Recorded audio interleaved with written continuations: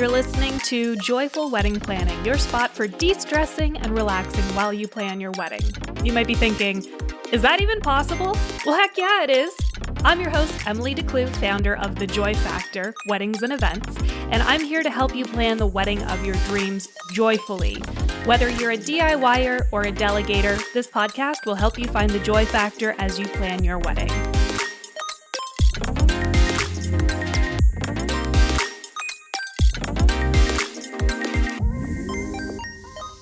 Should you really DIY that one thing for your wedding, or would that particular element be better left to the pros? Hi, I'm Emily DeClue, founder of The Joy Factor, a wedding planning company based in Toronto serving couples globally. I release new podcasts every Thursday to bring the joy factor into your wedding planning, so make sure to hit the follow button wherever you get your podcasts. It is amazing to DIY things for your wedding, especially if you love to DIY. But at what point does it get too overwhelming and start to take away from your big day? So I DIY'd the majority of my wedding because I love to DIY. Anything, like I look at a shelf, I'm like, oh yeah, I could build that. I'm like, no, I cannot. Emily, no, I'm not a woodworker. I should probably just buy the shelf. But there are a lot of things that I know how to DIY that I just love to do because I've either taught myself how or I have an educational background in it. And in fact, for my wedding, I DIY'd all of the catering with some help from my mom. I did my cake. I did the sugar flowers on the cake. I sewed the jacket for my husband. I did my hair. I did my makeup. And I did, of course, all of the logistical planning because that's my bread and butter. I organized all of the vendors, the travel. I did the budget. Like I did literally everything on my own. The one thing I did not do was pick up and bring back the chairs. Oh, the chairs at my wedding, the one thing. It's fine. They were fine. We got the chairs. They left at the end of the night. We paid a lot of money for the chairs, but it's okay.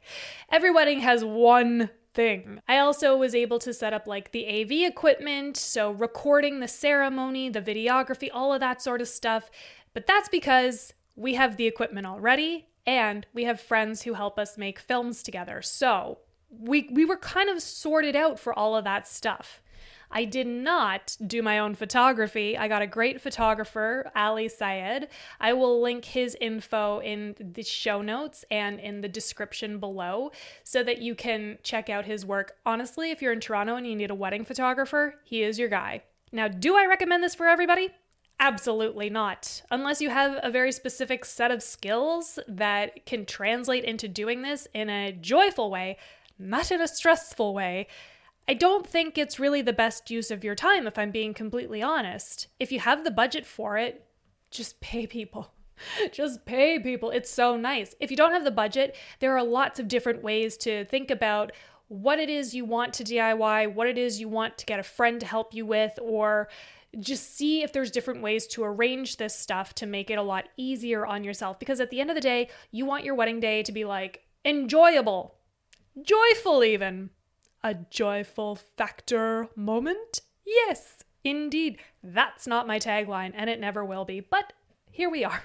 I also want to shout out my dad who helped us with the AV stuff, but he's got his own music production going, and I will link to that as well. It's Tack Rock Music, and he already knew how to record like multiple tracks and make sure that the piano my uncle was playing was recorded while the ceremony was recorded with our officiant and Justin and I talking. So like, we had an amazing, incredible support team behind all of the DIY stuff, which is why I'm like, I was able to do all of it. And if you have that, then go for it. Yes, do it. But if there's another option, you might want to take it. So let's look at a couple of different factors that might go into this. So I had a great support team behind me every step of the way, and I also had a really detailed plan on how to get there. I think what also kind of set me apart from maybe other DIYers is that I actually have been trained in a lot of the skills that were required to make all of my DIY projects come to life. So I wasn't trying to learn new skills while I was creating all of these projects. And that brings me to my first point. Do you have experience doing the thing you want to DIY? Because if you don't, you're kind of setting yourself up for heartbreak. I heard this great analogy once about artists, and that we tend to have a really elevated palette and high expectation of the end result. And when we're just starting to learn a new skill, oftentimes what we produce doesn't really equal this very high expectation. And then we get really disappointed in ourselves and we get angry and we're like, oh my God, I wasted all this time, this energy and money doing this thing that I really should have just paid for. And that's sort of the same thing with DIYing stuff for your wedding. We all have like extremely high hopes of how it's going to turn out, but if you haven't done it before, you may be setting yourself up for some pretty crappy disappointment. But look, if you're like, I really want to DIY this thing. I want to make the centerpieces. I want to make my own bouquet. I want to do all this stuff. Like, please go for it, but practice. Spend lots of time practicing in the months leading up, not the days, the months leading up, because otherwise you're just going to be like, well, I guess I'm walking down the aisle with this tulip. And all I've got is a tulip, and now I'm sad because all I've got is a tulip, and it's not meeting the expectations that I had. You can definitely turn this around, like I said, just with a little bit of practice, or you could choose to allocate some budget to that particular item. It's totally up to you. Point number 2, how much time do you have to get this done before the actual wedding day? Like, are you like me, and it's maybe it's like 3 weeks away from your wedding, and you're like, now is the time to start sewing my husband's jacket.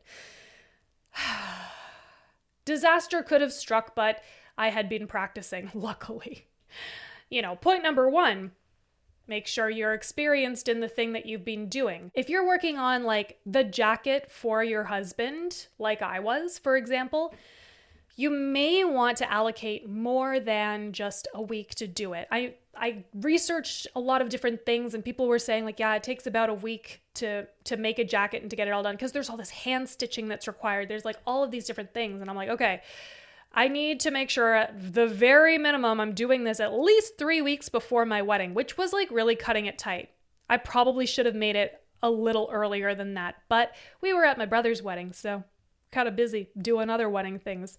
So I gave myself like a 2-week window to make it. Luckily, I was done in about a week, and that was fine. And then I just decided to make myself a dress for my bachelorette party instead, fill up that time. Because, like the 2 weeks before your wedding, I don't know about you, but I'm just like, wow, I got to keep busy or else I'm going to start spiraling, and it's not going to be pretty. So as long as you've planned out all of your DIY projects in advance, like I had to make all of the sugar flowers for my cake, it took probably more than a month of me doing them in the evenings, watching TV. I thought it was going to take me a week. Oh no, not the case at all. Plan out how long it's going to take and then give yourself like buffers of time between each of these projects, because otherwise you're just going to be like, what is the point in doing all of this? I don't like it anymore. I just don't want to even do this wedding stuff anymore. You don't want that. You want to have a good time. You want to have a joyful wedding. So think about how much time you have for each of these projects that you want to do and map it out months in advance. Point number 3, I have touched on this a little bit, but have you considered budget versus stress levels? Like is it going to totally destroy you to play with little finicky things like making the boutonnieres for all the jackets? Or is it going to make you like want to tear your hair out if you have to bake a whole bunch of stuff? Or like, are there certain things that will stress you out that you could allocate some budget to? In some cases, no. And I get it, and that's where the time factor comes in. Give yourself enough time to get this stuff done. But if you can pay for it, I would highly recommend just paying for it and making it so much easier on yourself. And speaking of stress levels, number 4, have you considered that it might be very stressful on the day to be DIYing the thing? I made my own cake, but I was a trained pastry chef at one point. I've since not really used that skill as much. I got to use it quite a lot on my wedding day because we did all the catering. I made tons and tons of squares and cookies and truffles and so many things. It was really good and I really enjoyed it. But the cake, I probably didn't want to deal with that on my wedding day. I'm not going to lie. Like, It ended up being not exactly what I wanted because I was just like, okay, putting all the flowers in. Okay, stacking the cakes. Oh, the cake is a little wobbly. I don't want to deal with that. I was like, I don't have the time or energy as much as I did all of the planning that I possibly could. I was like, this isn't going to work for me. This is just what it is, and I'm moving on from it. The end. So if you're considering doing some type of DIY that requires day of work, do you really want to be worried about it on the day? Maybe you do. I don't know. Maybe that's what you enjoy. But if you don't, think of some other options that may be a better choice for you and your wedding. So all that to say, well, in some circumstances, it is a great thing to DIY for your wedding. It can save you money. It can be fun to do. It can be really nice projects to like connect with your family and your bridal party, whatever. All of the things. There's so much fun. I love DIYing. I feel like I've said that 1,000 times. Even if you love all the DIYing stuff, there are some circumstances where it's just better to let the pros handle it so that you don't have to think about it, because at the end of the day, it's your day and you want to have a good time, right? You want to enjoy it. You want to bring back in the joy factor. Weddings and Events by Emily DeClue. Hey, that's me. If you found this episode useful, I'd be so grateful if you followed and shared this episode with a friend or your fiance. If you have any questions about DIYing, like should I or should I not, send me an email at emily@joyfactorweddings.com. I would be so happy to help you with that. And hey, if you need a wedding planner, find me over at joyfactorweddings.com. I've got lots of different options for all different types of weddings, and especially I love working with DIYers. I will be back next Thursday with another wedding planning episode, so until then, keep it joyful.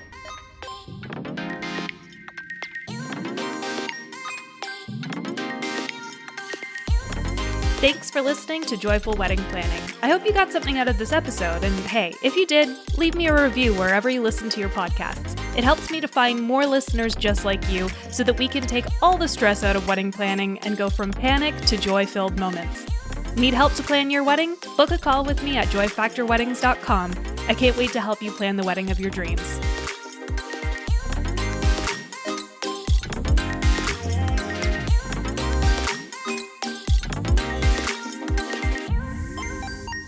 This podcast was produced by The Ultimate Creative. Learn more about producing your own podcast at theultimatecreative.com.